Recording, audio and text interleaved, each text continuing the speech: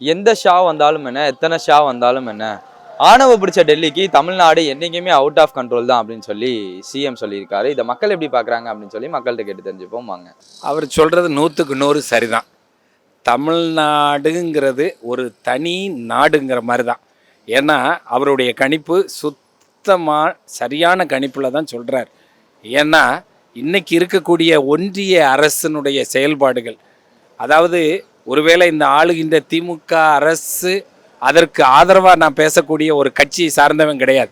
ஆனாலும் அவருடைய செயல்பாடுகளை பார்க்கும் பொழுது இது ஒருவேளை அந்த ஒன்றிய அரசுக்கு இணங்கிருச்சுன்னா தமிழ்நாடு ஒன்றுமே செய்ய முடியாமல் ஆயிரும். ஆகவே தமிழ்நாடை காப்பாற்றணும் அப்படின்னு சொன்னால் இது போன்ற அரசு செயல்பாட்டில் இருந்தால் மாத்திரம்தான் இதை சரி செய்ய முடியுங்கிறது என்னுடைய கணிப்பு. ரொம்ப நல்ல மனிதனாக இப்போதைக்கு நடக்கிறார். அவர் எந்த ஒரு தவறான இதுக்கு போகல.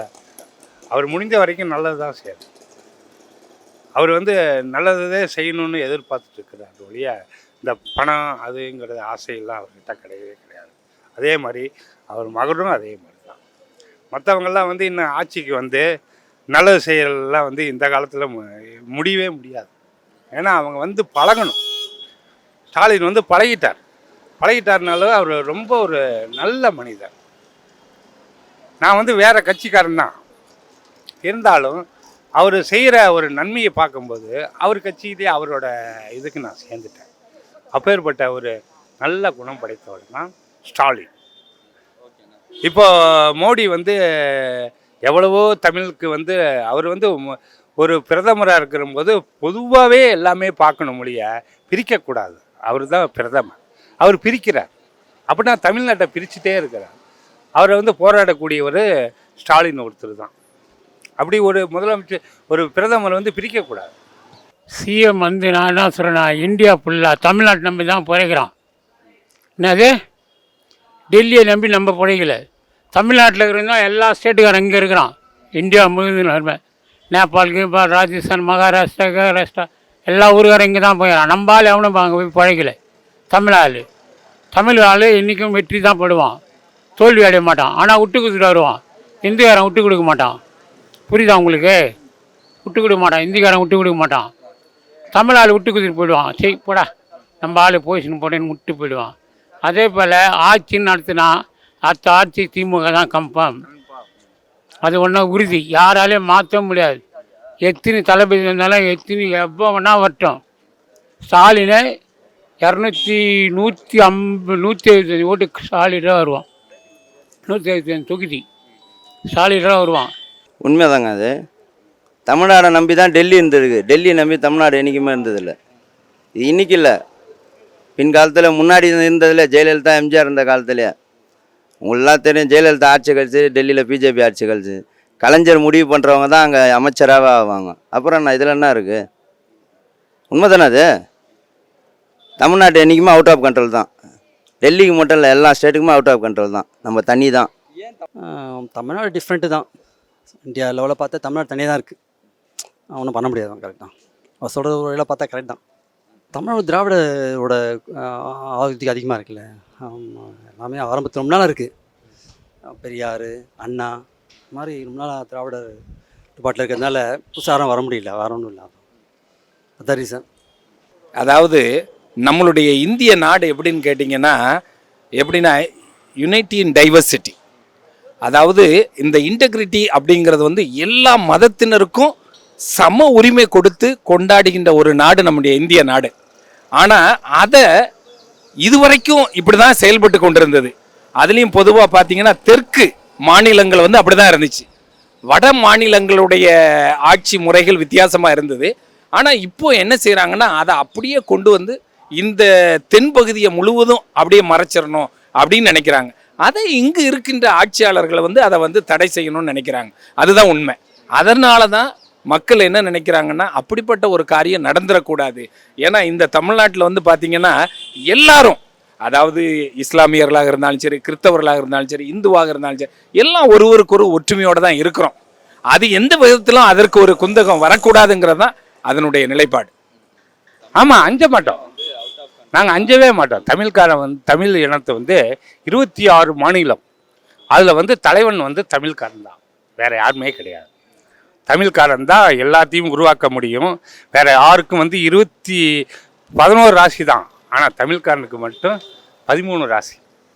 வேற யாருக்கும் கிடையவே, இந்த இந்தியாவிலேயே யாருக்குமே கிடையாது.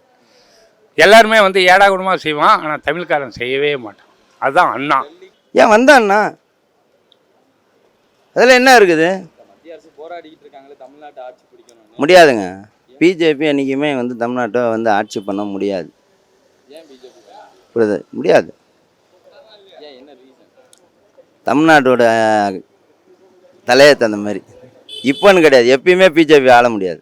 காங்கிரஸ் இருக்கும், காங்கிரஸ் ஆண்டிருக்காங்க, இது பண்ணுறாங்க, காங்கிரஸ் இருக்கும். அதை பற்றி காங்கிரஸ் சமத்துவமாக எல்லாருக்கும் சமத்துவம் பார்ப்பாங்க. பிஜேபி இந்துத்துவத்தை மட்டும் பார்ப்பாங்க. தானே உண்மை? இன்றைக்கி அதான் நடக்குது இப்போது மதுரையில். Out of control. அதான் தமிழ்நாடு வந்து திராவிட நம்பி இருக்குது. மற்ற ஸ்டேட்ஸ்லாம் வேறு மாதிரி இருக்குது. இப்போ பெங்களூர் பார்த்தீங்கன்னா அது இல்லை, இது ஒன்று தான். தமிழ்நாடு மட்டும் தான் எல்லா ஸ்டேட்டப்போ டிஃப்ரெண்ட்டாக இருக்குது. உங்களுக்கு தெரியும், நான் சொல்லி தெரியும் அவசியம் இல்லை, உங்களுக்கு தெரியுமே, என்ன கேட்கணும் அவசியமே இல்லை. அது வந்து அரசியல் விஷயம், அது வந்து மக்கள் தான் சொல்லணும், நான் சொல்ல முடியாது. அந்த தனியாக சொல்கிறதுக்கு ஒன்றும் இல்லை. அதில் நடக்க எலெக்ஷனில் மக்களோட ஜட்ஜ்மெண்ட் தான் இருக்குது. ஆனால் வந்து இன்னும் ஒன்று அவர் நடுவில் பண்ணுறாருன்னா, மக்களை இது பண்ண மாட்டுறாரு. மக்கள்னா இங்கே பொதுவாக சொல்கிறேன், இப்போ மதுரை திருச்சினா இங்கேருந்து நேராக போய் மீட் பண்ண மாட்டுறாரு. ஆளை வச்சு அத்தை செய்ன்றார். அவன் அதில் பாதி சுட்டின்னு பாதி எடுத்துன்னு வரான். அப்போ மக்கள் அங்கே அவனுக்கு எதிர்க்கிறாங்க.